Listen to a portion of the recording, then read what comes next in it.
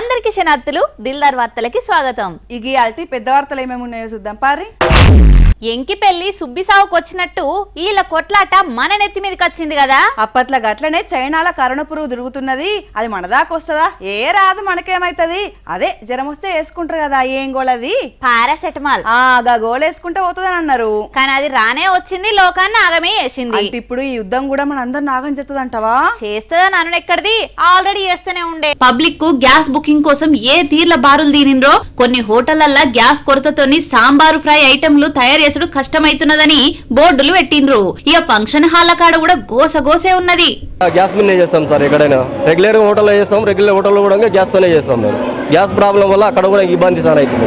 అయితే వాళ్ళ కీసులాటలు చేయబట్టి సబ్బులు సరుకుల సౌదాల రేట్లు, బాదం పప్పులు, మామూలు పప్పు ఉప్పుల రేట్లు కూడా పిరమే అవుతున్నాయట. ఆదిలాబాద్ కాడ సూపర్ మార్కెట్ కు జనం గట్టిగానే కదిలొచ్చిండ్రు. ఇక కరీంనగర్ కాడ గ్యాస్ బుడ్ల కోసం లోకం మీద లొలులైతుంటే బ్లాక్ మార్కెట్ చేసి అమ్ముతున్నారని బుడ్లను పట్టుకొని వేయిండ్రు అధికారులు. ఇక సిలిండర్ల కోసం లైన్ల జనాలు సొమ్మసిల్లిపోతున్నారు. ఏమన్నా ఉపాయం ఉంటే చెయ్యుండ్రని కర్ణాటక సివిల్ సప్లై మంత్రి మునియప్పని అడిగితే ఒక్క పూట ಉಪವಾಸ ಮುಂಡ್ರಿ ಏಮೈತಂದಿ అని ಅನ್ಕಚ್ಚಿಂಡು. ಸೋಮವಾರ ಒಂದು ದಿನ ಒಂದೊತ್ತು ಊಟ ಬಿಟ್ಬಿಡೋಣ, ಒಂದು ದಿನ ಒಂದು ವಾರದಲ್ಲಿ ಒಂದೊತ್ತು ಊಟ ಬಿಡೋಣ. ನಮ್ಗೆ ಅವಲಕ್ಕಿ ಅವರು ಇದು ಮೆಕ್ಕೆಜೋಳ ಬೇಕಾಗಲ್ಲ, ನಾವು ಜೀವನ ಮಾಡ್ಕೊಡ್ತೀವಿ. గీ ఉద్దర సలహాలు ఇస్తారని మిమ్మల్ని గెలిపియలే సారు. ఇంకో దిక్కు పెట్రోల్ డీజిల్ కోసం కూడా ఎగబడ్డరు. రాను ఇంకెంత పరేషాన్ ఉన్నదో పోని పబ్లిక్ కు.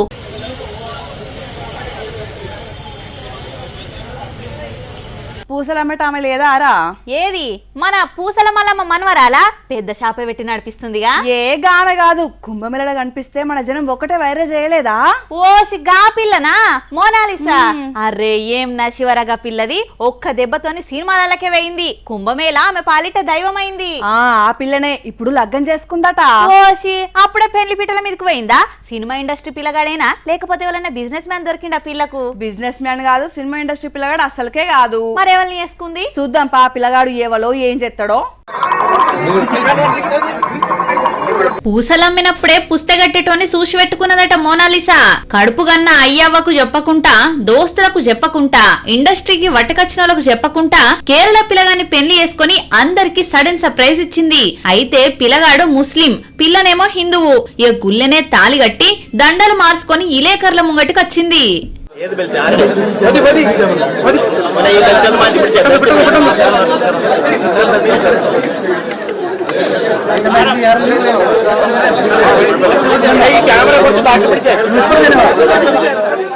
అలిమి లేదు బలిమి లేదు, నా ఇష్ట ప్రకారమే లగ్గం చేసుకున్నా అని అంటున్నది. మోనాలిసదేమో ఉత్తరప్రదేశ్, పిలగానిదేమో కేరళ. అక్కడికెళ్లి ఇక్కడికి ఎట్లా లింకు కలిసింది? వీళ్లకు పరిచయం ఎక్కడ, ప్రేమ ఎక్కడ చిగురించింది అనేది ఎవ్వరికి తెలియదు గాని మోనాలిసాను సినిమాలకు పట్టుకొచ్చిన డైరెక్టర్ సనోజ్ మిశ్రా అయితే ఆ పిల్లగాడు మాయమాటలు చెప్పి ఈ పిల్లను బుట్టలేసుకున్నాడు అని అనుకొచ్చిండు. మోనాలిసా మోసపోయింది అని అంటున్నాడు. మోనాలిసా మ్యారేజ్ కొందరు లగ్గాల లెక్క 3 రోజుల ముచ్చటే కాకుండా ఎల్లకాలం శిలకా గోరింకల్ లెక్క కలిసి ఉంటే అందరికి సంబరం పట్టుండ్రి అని అంటున్నారు ఇంకొందరు.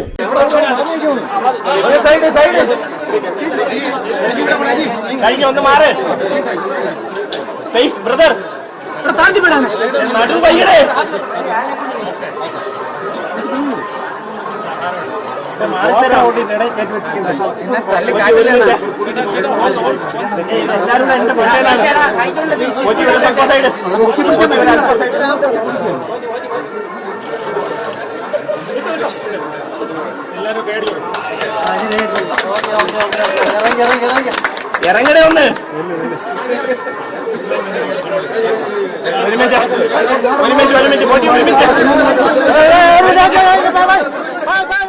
నేనొక్క పని చేద్దాం అనుకుంటున్నారా? అమ్మయ్యా, ఇన్ని రోజులకు నన్ను విడిచిపెట్టి పోదామని అనుకుంటున్నావా? ఎంత మంచి వార్త. నేను వీడని నీడను నేనే నిన్నట్లు విడిచిపెడతా చెప్పొకసారి. ఇంతకు ఏం చేద్దామని అనుకుంటున్నావా చెప్పు. FM స్టేషన్ పెడదామని అనుకుంటున్నా.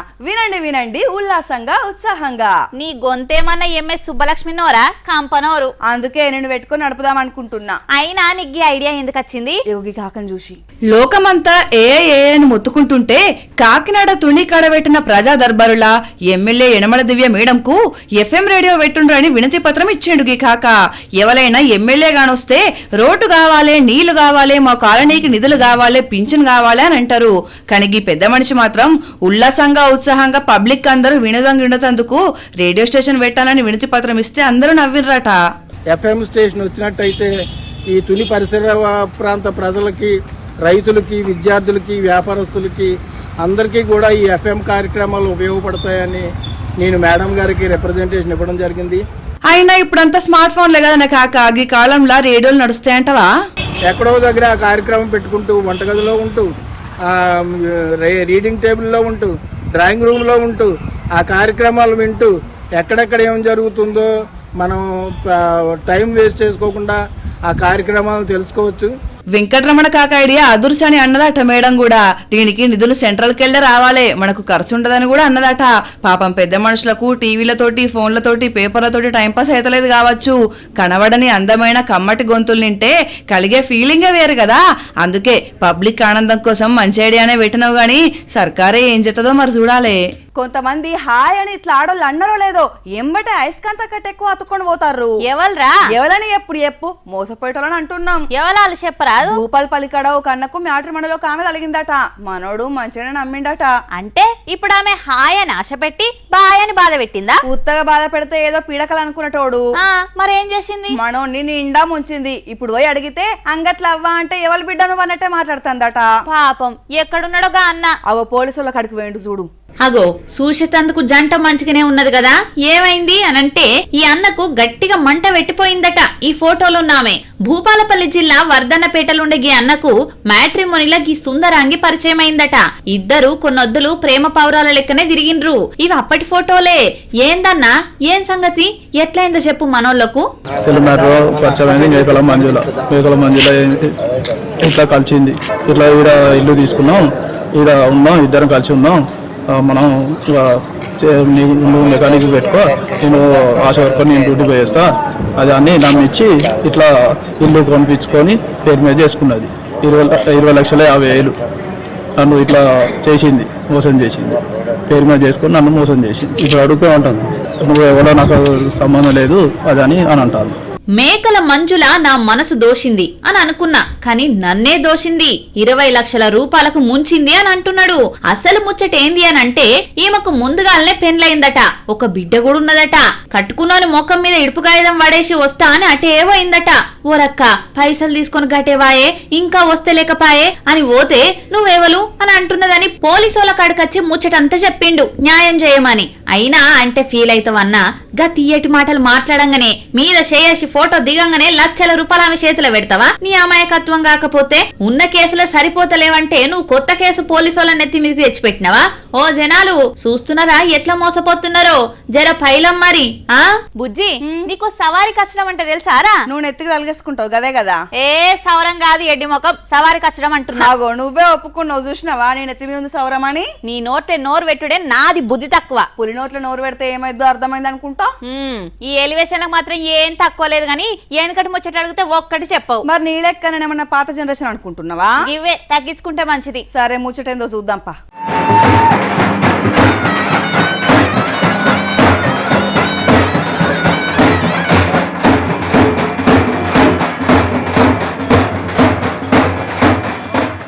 సుషి రాణుల్లా ఎడ్ల బండి మీద ఎట్లొస్తున్నదో కొత్త పెళ్లి జంట.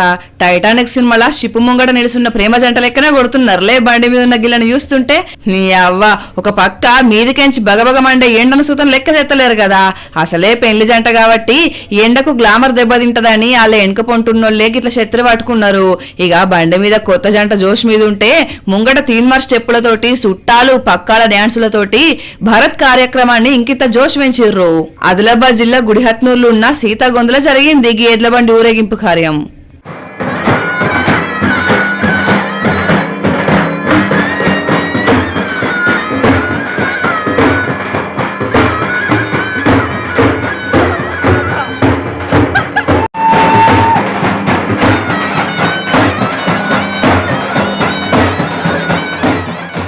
బుల్లెట్ బండెక్కి వచ్చేస్తాపా అని డుగ్గుడుగ్గు బండ్ల మీద పోయే గిప్పటి జమానాలా ఎడ్ల బండి మీద ఊరేగింపు చేసుకోవాలని అనుకున్నారట సాయి ప్రసాద్ సంజనానికి వీళ్ళిద్దరు. తోటోడు తొడగోసుకుంటే నేను మెడగోసుకుంటా అన్నట్టే పెళ్లి ఖర్చులకు వెనకాడతలేరు చాలా మందికి కాలాన. ఇక ఒకళ్ళకంటే ఒకళ్ళు పోటీ పడి మరి కొత్త కొత్త పద్ధతులలో లగ్గాలి వేసుకుంటున్నారు నేటి తరం జంటలు. అయితే గీళ్లు మాత్రం వెరైటీగా వేసుకోవాలని అనుకున్నారట. ఎసొంటి హంగులు ఆర్భాటాలకు పోకుండా తాతల కాలాన్ని యాది చేసుకునేటట్టు. అందుకే ఊరేగింపు కోసం ఎడ్ల బండిని పూలతోటి డెకరేషన్ చేపించి దాని మీదనే ఊరేగింపు చేసి అంగరంగ వైభవంగా భారత్ కార్యాన్ని జరిపించుకున్నారు అన్నట్టు. మొత్తానికి కొత్త పోకడల్ని దూరం పెట్టి పాత పద్ధతులకు వెల్కమ్ చెప్పి వార్తలకు ఎక్కిర్రు.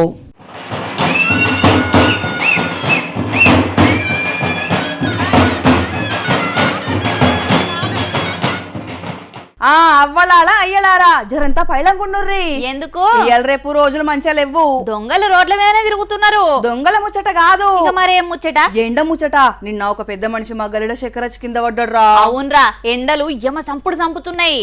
అన్నన్నా ఏం ఎండలు మోపైనే మన రెండు తెలుగు రాష్ట్రాలల్లా. నెత్తి మీద సూరన్న సురుకులు పెడితే సుర్రుమని మడిపోతున్నది మాడు. చిన్న పొరగాళ్ళు ముసలోళ్లే కాదు పబ్లిక్ మొత్తం గావర గావర అవుతున్నారు. జరసేపు బయటకు పోతే చాలు చక్కెరచ్చి కింద పడే పరిస్థితి అవుతున్నది. నెత్తి మీద నిప్పులు తట్ట పెట్టుకున్నట్టే అనిపిస్తుంది. మార్చిల్నే 35 నుంచి 40 డిగ్రీల దాకా ఎండ దంచి కొడుతున్నది. రామగుండం, మంచిర్యాల, నల్గొండ, మిర్యాలగూడ, ఒంటిమిట్ట, కర్నూలు అసొంటి జిల్లాలల్లా. ఇక ఇంకో 5 రోజుల తర్వాత సూరన్న సురుకులు ఇంకింత ఎక్కువనే ఉండేటట్టు కొడుతున్నదట. వడగాలుల దెబ్బకు మనుషులే కాదు చెట్లే కమిలిపోయే పరిస్థితి ఉన్నదంటున్నారు. ముత్తెమంతసేపు బయటకు పోతే నీళ్లు నీళ్లు అని దానిలాడుతున్నారు జనాలు. సింగరేణి బొగ్గుబాయలున్న జాగలనైతే ఇళ్లలో ఉండేటట్టు లేదంటున్నారు అమ్మలక్కలు. ఎన్ని కూలర్లు పెట్టినా ఫ్యాన్లు తిరిగినా ఉడుకుడుకు చెమటలు వస్తున్నాయి అంటున్నారు. ఉద్యోగాలు చేసే అన్నలు ఇంత యాళ్ల పొద్దుగాలనే ఆఫీస్ కు పోయి సల్లబడ్డాక ఇంత సల్లదా ఇంటికి బయలుదేరుండ్రే.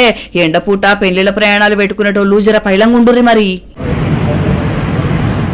ఇవల్ల ఇలాంటి దిల్దార్ వార్తలు మళ్ళా దిల్దార్ వార్తల్లా మళ్ళా కలుద్దాం. అంతవరకు చూస్తూనే ఉండండి వనితా టీవీ.